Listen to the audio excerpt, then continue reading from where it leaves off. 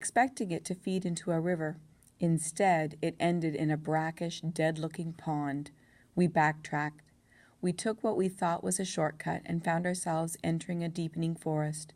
Sun sparkled through the green canopy high overhead, like stars on a huge Christmas tree. "Where are we?" asked Tamara. "Lost, I'm afraid." A formation of planes droned somewhere far above. I looked up through towering trees. Striped by long, thin shadows, I felt like a bird in a cage. I looked back at Tamara. The shadow of a plane flickered over her. The terrain was rugged. Hour after hour, day after day, we plowed through desolate woods, picked our way along rocky gorges, scaled steep, craggy slopes. Our bodies grew increasingly stiff and weary. Our feet were blistered and bleeding from stumbling through briars and over sharp stones in our worn-out, ratty shoes. As we traveled, we searched for something, anything to eat, now and then finding wild blackberries, dandelion roots, and mushrooms in the undergrowth. We slept under the boughs of fir trees, under jutting rocks, in rocky cul-de-sacs, once in a small cave. The hunger, cold, and exhaustion, because of them our minds began to wander. Sometimes Tamara and I had to hold hands just to make sure we didn't separate. Sometimes I saw things and heard things. "Just come home alive, boy." That is what my grandpa had said to me at the station in Nuremberg when I'd left for the front. In my mind I could see his face and those of all my family. In a valley we came upon the site of a small, long-forgotten battle, one that probably had taken place many months before. There had been, it seemed, no survivors. No one to bury the dead.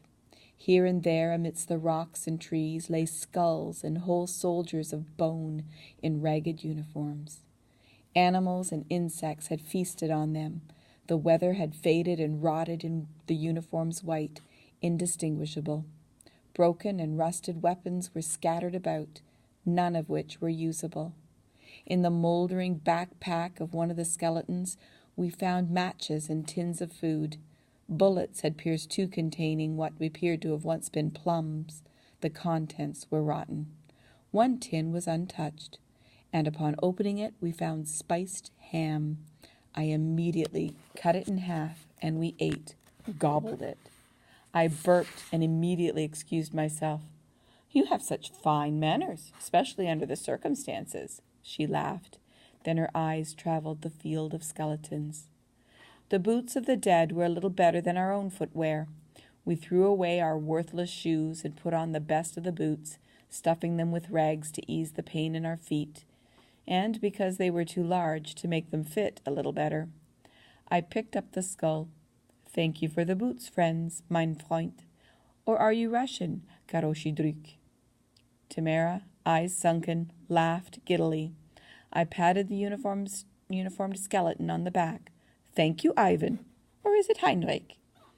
I looked at his boots on my feet. "Good German boots, I see. Heinrich. Jack boots, hobnailed, the finest boots in the world." "I think we're going to end up as just two more piles of bones in the forest," said Tamara that night as we huddled by a fire. She coughed raggedly.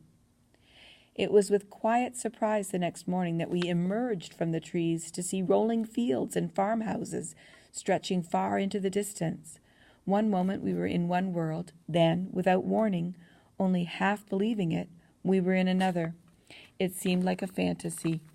Near the tree line was a white, tidy farmhouse and a huge barn. A white fence surrounded a large pasture where cows and horses grazed. A rising sun bathed the fields and farms in pinks and yellows. A fantasy world. That's what it was. A pretty picture in my mind. Not until my hand pounded on a door did I hear and feel the reality. The door opened a crack. "Ja, what do you want?" demanded a middle-aged man in German, standing in the doorway, peering out at us. Behind him, a tall teenage girl looked at us over his shoulder. "We've come a long way," I replied in German. "We are hurt, ill, and very hungry. We need help." The man looked at us suspiciously. Our clothes were in tatters. Blood had soaked through from our many cuts and scratches, and our hair was greasy and matted with dirt. I had a scraggly beard, and my throat was so dry and my lips so chapped it was difficult to speak. "You're Russian," he said. "You wear Soviet army tunics." "Wir sind Deutsch." I told him that we were German, and tried to explain how we had come to be wearing Russian military shirts. "I don't know who you are," he huffed. "Go away." The door slammed in our faces. Behind the walls, the man and the girl began to argue.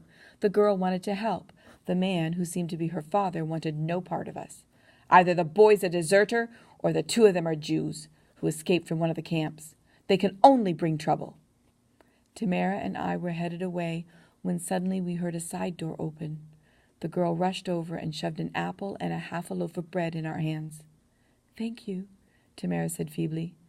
"Where are we? What country?" I asked. "Czechoslovakia, near Nakod," she said, and hurried back inside.